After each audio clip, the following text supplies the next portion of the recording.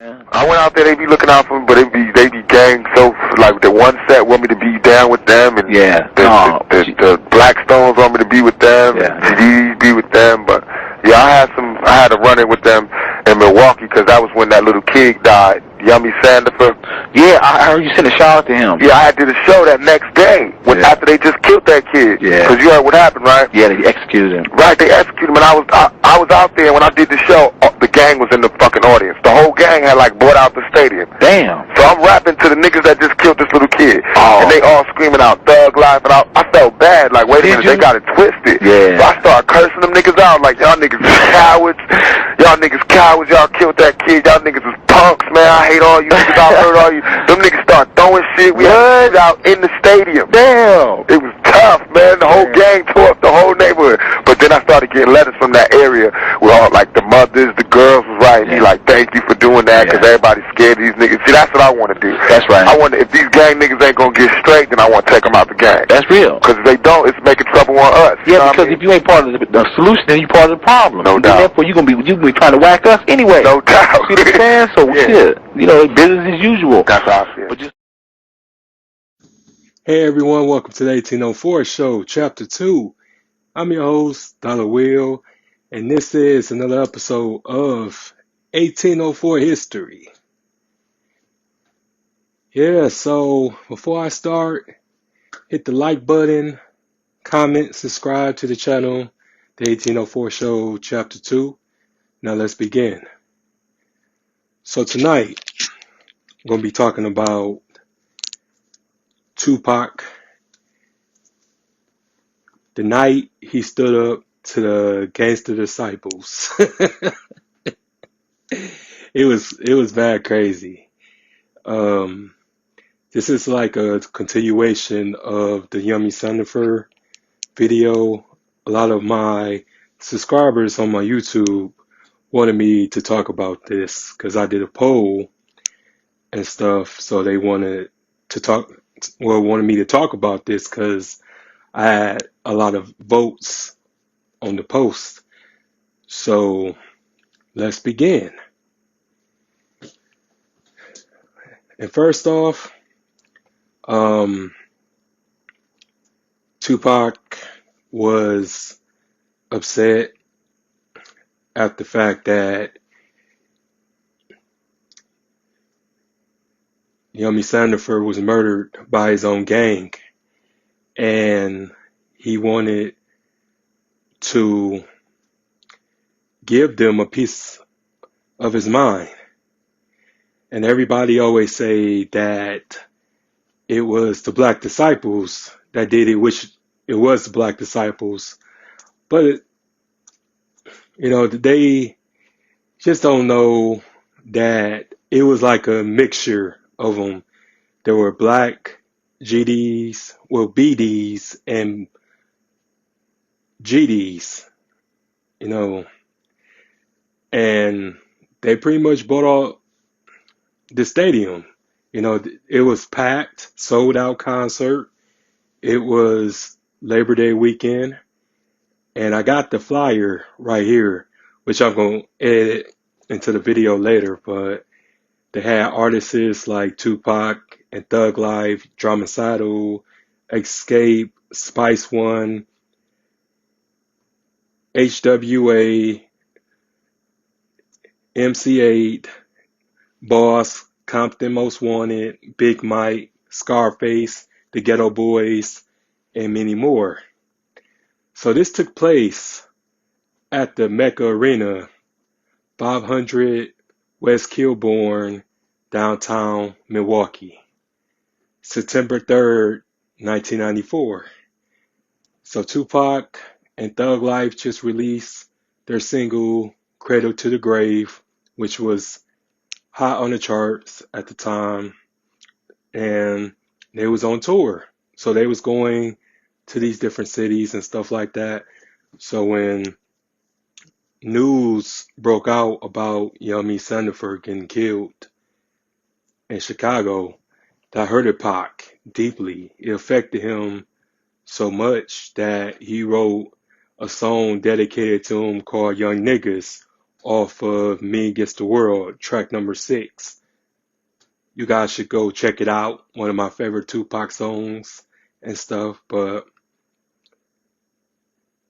basically, what happened, it was a Saturday night.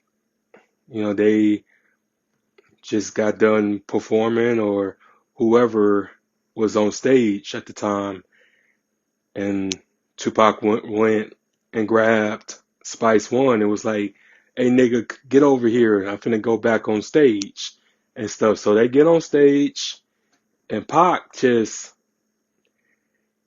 addressing the crowd, and they throwing up Thug Life and stuff like that, and dancing, having a good time, and Pac just started going off, going crazy, and was just like, y'all need to stop killing these babies and stuff. And y'all niggas is punks, you niggas is cowards, and y'all need to stop killing these kids. I'm more gangster than you. Y'all whack, y'all some buses, y'all some cowards. And he was just, antagonizing them, letting them know, like, quit killing these babies or I'm gonna kill you myself, and I ain't fucking playing. And they just started to throw water bottles at him, and he got mad and was like, who threw that water bottle at me? And I give y'all some money right now to tell me who did it. So it just got real chaotic and stuff. The whole crowd started turning on him, and he get us off the stage, goes into the back, and shots rung out. He let off like 2 shots from his gun, and the whole crowd dispersed and stuff. And the whole gang just started to go on stage and followed them to the back in the dressing room. It was like 100 people at that backstage looking for him because they wanted to kill him and stuff. So it was just crazy because it was just like a huge melee. It was a huge riot that took place. But Scarface and MC8 was just trying to disperse and calm down the situation. It was just like, hey, y'all need to chill out and stuff. He ain't even in here. But they, looking for a way out of the arena because they was going to, do something to him because they didn't like that a rapper was coming into their city being disrespectful. So they went outside and waited till he got to the limo, so all the artists had to leave. And it was this one hotel that they all was staying at, and they even came to the hotel, was just destroying everything, tearing it up, looking for Pac and stuff. So an interview with Scarface, he said that they had to put a dresser on the door so nobody would get in.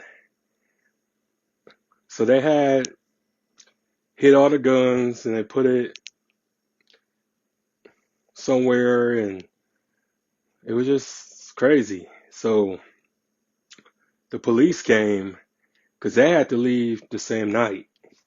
So everybody was like pissed and stuff that they couldn't get paid and stuff, but it was just like a crazy situation, which had Tupac and Thug Life banned in the city of Milwaukee. He wasn't allowed to come back to Chicago. A whole bunch of crazy mess, but I just look at this as brave. Because you know how many people just love to just talk about how Tupac was a gangster, that he was a coward, he was an actor, he wasn't no gangster and this and that, but he stood up to one of the biggest gangs in the United States because he wasn't for all that killing kids, you know what I'm saying? He wasn't for a gang using kids and stuff like that. So I can respect that. I can respect anybody who stand up for what they believe in, despite what can happen, what could take place. But he's just a Black Panther first before anything, and he just took it upon himself to, hold them accountable. And he was just, letting everybody know, like, this, we thug life, but we not with all that fuck shit. We ain't with the bullshit. Like, and you niggas need to know what y'all did and what you done. And I'm not for that. Like, we about uplifting the community. We about building each other up. We about education, awareness, black unity. And y'all doing the most. So, like I said, I respect that. To other artists that was there, probably was traumatized and terrified, but but Pac was with the shit. He wanted to go outside the hotel room and take them all out and stuff like that. And Scarface had to tell him, man, sit your ass down before the police get here. You know what I'm saying? They gonna get here and they gonna escort us out of the city safely. But he wasn't going to bow down. He didn't like that. Just he felt really hurt. So he felt like if nobody else do it, I do it. I stand up to these motherfuckers and shit. And he actually got letters from the women in the community that told him, like, thank you for doing that, because everybody's scared of these niggas and shit. And I respect that.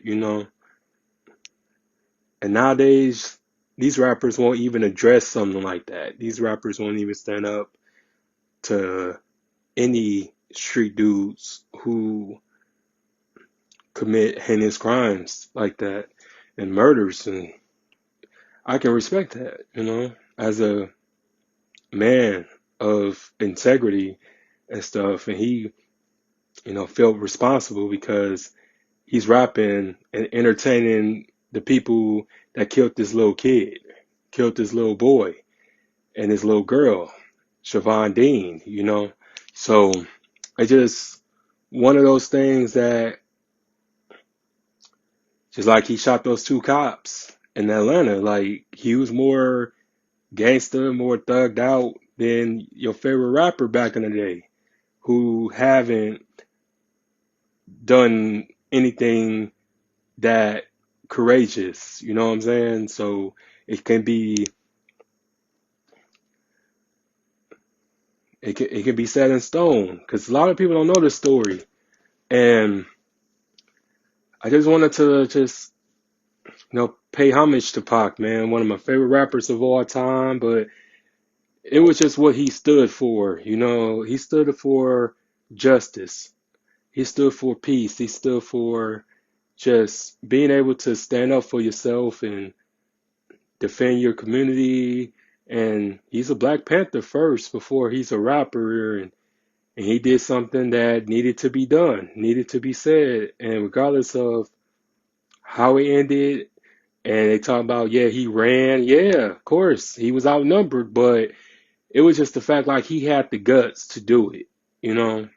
Everybody don't have that type of fortitude or that type of presence to challenge a whole gang, especially about killing kids. You know what I'm saying? So it could be more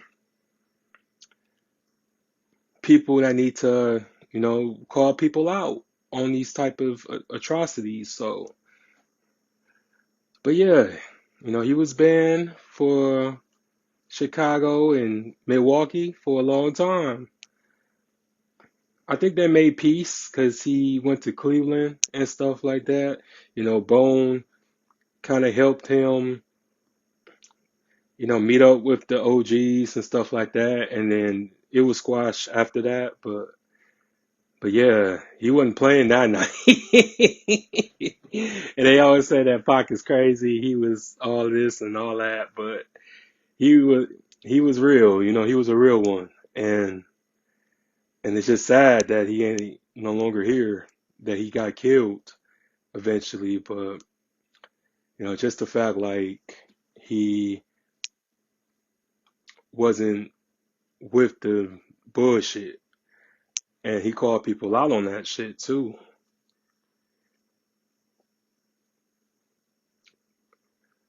But that's why I will always love and respect Pac, because of the human being. You know what I'm saying? He was so young. You know what I'm saying? He was only like 23 years old when he done this shit. That's young, you know what I'm saying? So I can respect that.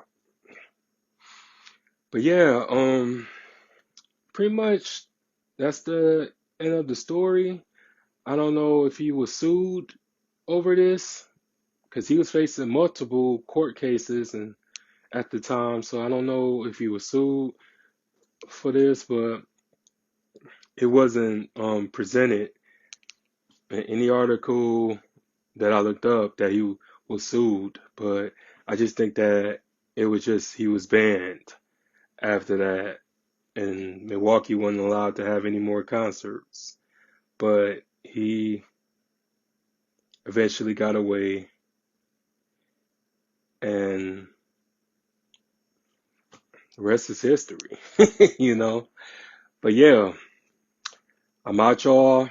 Make sure that y'all hit like, comment, subscribe to the channel, the 1804 Show Chapter 2.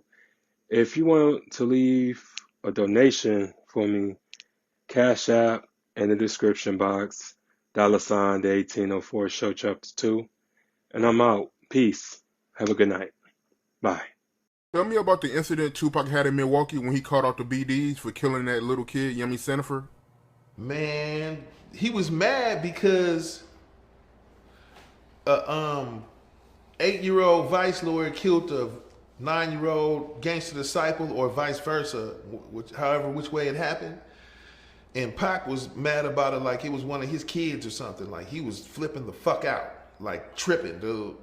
Cause I came off stage and I was just sitting down, like waiting. You know what I'm saying? I think I was wiping sweat and, you know, fanning myself and shit. And he came and ran past me and tapped me on the shoulder and said, "Come on." And I'm like, "You finna go on stage? You finna perform?" And he said, "I'm finna go fight." And so I think like the 24-year-old me, whenever I picked up the chair I was sitting on and pulled out my Glock and followed the nigga. You know what I'm saying? Like, okay, well, let's go. I'm gonna throw this chair and I'm gonna shoot some motherfuckers. And so I followed him on stage with the chair and the pistol. This nigga gets on stage and it's like 300 gangster disciples in the front 3 rows and shit. They was deep as fuck. Pac just started screaming, "You bitch ass niggas, fuck y'all niggas." Like, oh my God. Y'all niggas let an 8-year-old disciple kill a 9-year-old vice lord. Y'all niggas ain't shit. Fuck y'all niggas and shit. You know what I'm saying?